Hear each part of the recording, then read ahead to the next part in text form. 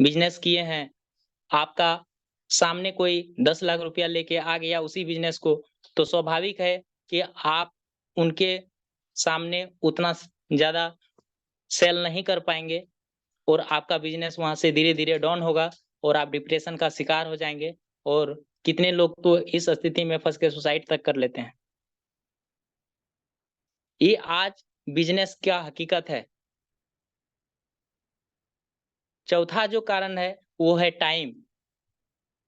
क्या लग रहा है कोई व्यक्ति 5 लाख रुपया इन्वेस्ट करके अपना घर में आराम से सो सकता है? चूँकि मेरा भी काम बिज़नेस का ही था और आज हम इस चीज़ को महसूस कर रहे हैं, इतना पूँजी लगाने के बाद भी, इतना मेहनत करने के बाद भी, जब मेरा बिज़नेस नहीं चलता है, तो हम टेंशन में जाते हैं और एक दिन जब हम दुकान नहीं खोल पाते हैं, तो उस दिन मेरा इनकम बंद हो जाता है और इसी कारण है कि हमको वहाँ समय देना पड़ता है। 9 बजे से गए हैं, तो 9 बजे शाम तक हम यही इंतज़ार में बैठे रहते हैं कि शायद 1 घंटा में हो सकता है, फिर से मेरा उतना दुकान चले, दुकानदारी हो, कस्टमर आए और मेरा इनकम बढ़े। हमें वहाँ समय देना पड़ता है। इतना इन्वेस्ट करने के बाद भी हमें समय देना पड़ता है, तब जाके हमें वहाँ से वो इनकम मिल पाता है। यही सब चीज़ को देखने के लिए अपने आप से पूछें, why deaction business is important for us? हमें क्यों करना चाहिए डीएक्शन बिज़नेस? बहुत सारे लोग को समझ में आया कि सही में डीएक्शन अच्छा चीज़ है, डीएक्शन करना चाहिए। लेकिन जितना ज़रूरी किसी काम को करना है ना, अभी हमको लगा कि कोई काम करना है, लेकिन उससे भी ज़्यादा इम्पोर्टेंट ये है कि उससे ज़्यादा ज़रूरी उस काम को सही समय पर करना है। अगर आपको लगा कि ये काम सही है, तो उस काम को सही समय में कर लेने में ही बुद्धिमानी होता है, क्योंकि समय बीत जाने के बाद कुछ शेष रह नहीं जाता है। हमारे कबीरदास भी कह के गए हैं कि बहुत सारे दोहा हैं कि बोलते हैं कि जब पंछी चुग जाए दाना तो अब पछताए क्या हो। इस तरह से कुछ दोहा है, अभी हमको मिस हो रहे हैं माइंड में। तो बहुत सारे ऐसे उदाहरण हैं कि आपको उसका एहसास बाद में होगा, पछतावा बाद में होगा कि शायद हम उस समय कर लेते, काश हम उनकी बातों को मान लेते, काश हम कर लेते। क्योंकि ये सिस्टम बनाने का बिज़नेस है, ये रातों-रात होने का बिज़नेस नहीं है। आपका थोड़ा-थोड़ा प्रयास ही आपको आगे की ओर लेके जाएगा। यहाँ प्रमोशन है, डिमोशन नहीं है। तो अगर हम लोगों को लगा कि नहीं, रिएक्शन बिज़नेस अच्छा है, ये हमारे हेल्थ, वेल्थ और हैप्पीनेस के कॉन्सेप्ट को लेके आता है, तो हम लोगों को सही समय पर इसको कर लेना चाहिए, ताकि हमें इनको एक सिस्टम में लाने के लिए जो भी समय लगेगा, वो हमारे हाथ में होगा और हम इसको जब चाहे उनको उस हिसाब से दिशा दे सकते हैं और आगे बढ़ सकते हैं। हमारे देश के प्रधानमंत्री ग्लोबल गोल्डन टाइम 2020 और 2025 का जो बीच का समय है, इस समय को गोल्डन टाइम के नाम से बताया जाता है और डायरेक्ट सेलिंग जो बिज़नेस है नेटवर्क मार्केटिंग, जहाँ अभी network marketing direct direct selling company लोगों के दृष्टि में एक खराब छवि वाला बिज़नेस है, ये फँसने-फँसाने का बिज़नेस है। यही अवधारणा मन में लेके बैठा हुआ है, लेकिन हमारे देश के प्रधानमंत्री का ये कहना है कि अभी का जो टाइम है 2020 से लेके 2020 का, ये गोल्डन टाइम है नेटवर्क मार्केटिंग के लिए। जो व्यक्ति 2020 से लेके 2025 तक में अगर डायरेक्ट सेलिंग कंपनी में काम कर रहा है, वो उनका जो बिज़नेस है, वो बहुत आगे जाएगा, वो बहुत आगे ग्रो करेगा। ये हमारे देश के प्रधानमंत्री बोल रहे हैं। आप देखेंगे 21वीं सदी का सबसे बड़ा जो बिज़नेस है, ग्रो करने वाला, वो डायरेक्ट सेलिंग कंपनी को बताया जाता है। ये नॉर्मल आदमी नहीं बता रहे हैं, ये हमारे देश के वैज्ञानिक एपीजे अब्दुल कलाम, इनका कहना है कि 21वीं सदी का जो बिज़नेस है, सबसे तेज गति से चलने वाला वो डायरेक्ट सेलिंग कंपनी है।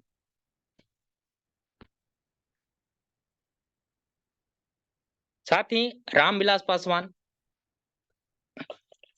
इनका कहना है कि 21वीं सदी का जो सबसे तेज गति से चलने वाला जो बिज़नेस है, वो नेटवर्क मार्केटिंग बिज़नेस है और आने वाला समय में इसका जो बिज़नेस है, वो 9,000 करोड़ का टील है 2025 आते-आते। ये वे लोग हैं, जो हमारे देश की अर्थव्यवस्था को चेंज करने में लगे हुए हैं। ऐसे लोगों का कहना है कि डायरेक्ट सेलिंग कंपनी का आने वाला समय में क्या भविष्य है। फैसला आपके हाथ में है। आप इनकी बातों को माने अथवा नहीं माने, लेकिन ये अनुभवी लोग हैं। ये कुछ-कुछ बातों को बोल के, समझा के चले गए।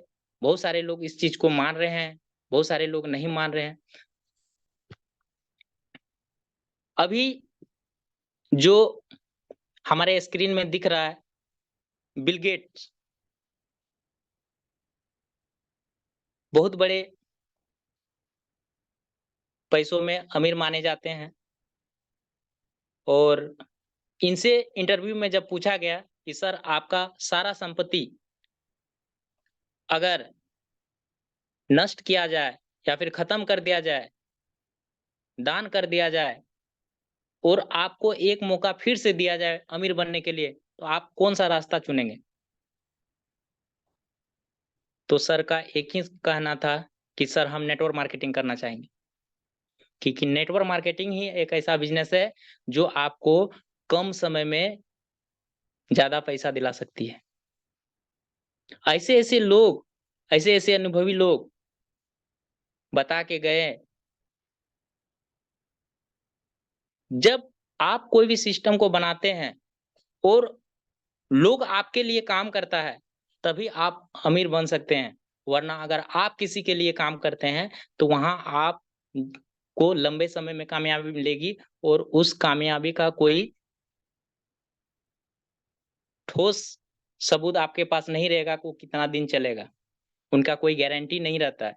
वो आपके हाथ से कभी भी निकल सकता है। ये लोग एक सिस्टम बनाए और लोगों को अपने अंदर में काम दिए और लोग इनके लिए काम करता है, तभी ये लोग रात-दिन पैसा कमाते हैं और अमीर हैं। ये लोग पैसा एक दिन के लिए नहीं कमाते हैं, ये लोग विरासत छोड़ के जाते हैं। आज तक हम लोग जियो के जो सीईओ हैं, मालिक हैं, उनको हम लोग नहीं देख पाए रिलायंस का। लेकिन हम लोग एक सिस्टम के तहत बंध गए हैं। आज एक दिन अगर हम लोगों का रिचार्ज खत्म होता है, तो 3 दिन पहले से हम लोगों को नोटिफ़िकेशन आना शुरू हो जाता है कि सर आपका मोबाइल का रिचार्ज खत्म हो गया। उन्होंने एक ऐसा सिस्टम बनाया कि उनको पता भी नहीं है, हम उनको देखे भी नहीं है और हम अपने से मोबाइल में रिचार्ज करते हैं। चाहे वो 10 बजे हो, 11 बजे हो, 12 बजे, एक ऐसे सिस्टम बनाया गया है कि हम उनको एडवांस में पैसा देते हैं और ना हम उसको जान रहे हैं, ना कुछ हो रहा है, लेकिन वो हमें सेवा दे रहा है और हम सेवा से बंध गए हैं, सिस्टम से बंधे हैं और हम रिचार्ज करते हैं और उनका बेनिफिट उनको जाता है। हम उनके लिए काम करते हैं, तब जाके वो आज अमीर है। यही बात हम लोग समझ नहीं पाते हैं और आए दिन हमारे जो पॉकेट का लीकेज है, इनको पॉकेट का लीकेज कहा जाता है। आखिर आए दिन हम लोग कहाँ-कहाँ खर्च करते हैं और ये लीकेज को बंद करने का ज़रूर बड़ा दुःख का बात है, हमारा चापाकल का पानी अगर लीकेज करता है, तो हम लोग उसको तुरंत बंद करने का प्रयास करते हैं। लेकिन हमारा पॉकेट का जो लीकेज है, वो कहाँ-कहाँ हम लोग व्यर्थ खर्च करते हैं, उस लीकेज को नहीं बंद कर पाते हैं, जिस कारण से आज हम लोगों का जो अर्थव्यवस्था है, वो सही दिशा में नहीं जा रहा है और हम लोग कमाते ज़रूर हैं, लेकिन उसको सेव नहीं कर पाते हैं और डीएक्शन में आने के बाद हमें ये पता चला कि आज का जो वर्तमान स्थिति में लोगों का हालत है, वो ये है कि खाते हैं तो पचता नहीं है और कमाते हैं तो बचता नहीं। ये हालत है लोगों का। लेकिन सिस्टम बना के गए, चाहे ये रहे अथवा नहीं रहे, जब तक चलेगी, इनके विरासत में वो पैसा जमा होते चले जाएगा और इनकी जो जनरेशन है, आने वाली जो पीढ़ी है, वो अमीर के अमीर, अमीर के अमीर, अमीर के अमीर बनते चले जाएँगे।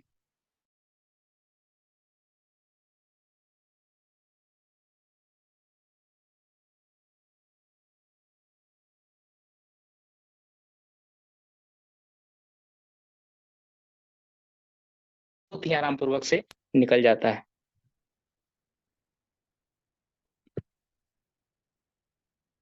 अभी हमारे देश की जो अर्थव्यवस्था है, हमारे माननीय प्रधानमंत्री जो एक योजना लेके आए, आत्मनिर्भर भारत इंडिया।